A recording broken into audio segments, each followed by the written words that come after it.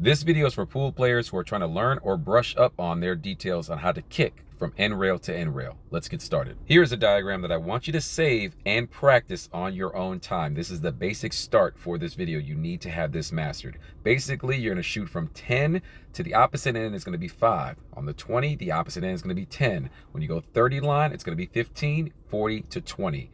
I want you guys to practice this. Get your speed down to where you can practice scratching over and over and over again. That is going to lead to this next part of the kicking system. It doesn't matter whether you're using a mirror system or a math system or just based on your 100% feel.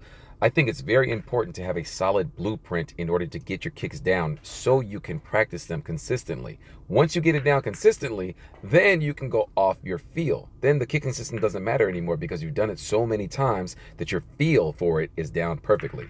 This one in particular is not perfect. As you can see in these next few shots, this one is a miss even though I hit the ball. This one I went a little bit too short even though I hit the ball. I want to come as close as I can to that pocket. I'm going to explain all of this on the next video. Y'all keep trying hard out there and I'll see you on the next one. Peace.